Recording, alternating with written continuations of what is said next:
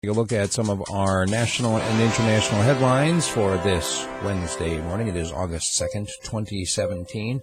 There was a firefight in the Moscow Regional Court. They had taken some members of the so-called Grand Theft Auto gang to court, and some other members of the gang showed up and attacked. The attackers were eliminated, and only a few people were slightly wounded. The Kremlin notes that it is concerned over the expansion of alliances, but not on their neighbors' relations with the United States. This after comments by Vice President Pence calling Russia the greater threat to the Baltic states than anything. Meanwhile, NATO's concerned because Russia is holding its military drills near the NATO borders. They're saying this raises fears of aggression. Does anyone remember how NATO just held a series of military exercises on their side of the border against Russia? This is like the Cold War all over again. In India, in the Kashmir region, they managed to get a hold of one of their most wanted, Abu Dujana, and they killed him and another local fighter and a civilian during the fight, which apparently the civilians rallied around the rebels, tried to help them to escape.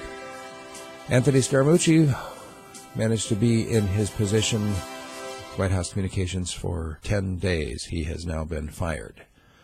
It's interesting if you look at maybe his whole role was just to kind of clean house, because when he came on, first to go with Sean Spicer, and then you had another couple of oustings, and now Scaramucci's out himself. Some say that this is an attempt by the new chief of staff, a former general, to get rid of all those who are not 100% loyal to Trump.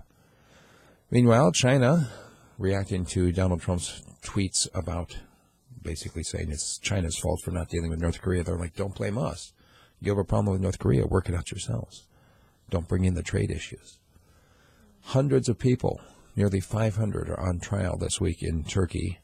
They're having a mass trial, basically all of them at once, over these allegations of the involvement with the coup that happened last year. A new report says that Trump himself personally crafted his son's misleading account of the Russia meeting. This is that Trump Tower meeting that has become kind of a flashpoint for all of these allegations.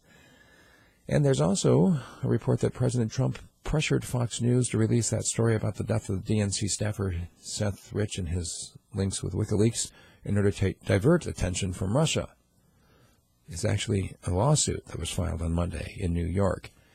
In China, a blogger's essay about Beijing has been pulled down, and he has been forced to apologize, basically for expressing an opinion that other people didn't like, and that'll be my subject of commentary. There are more news stories that we don't have time for in a video, but we do have time in the audio version, 30 to 40 minutes, delivered directly to your inbox. Become a subscriber and check it out at radiofreespeech.com.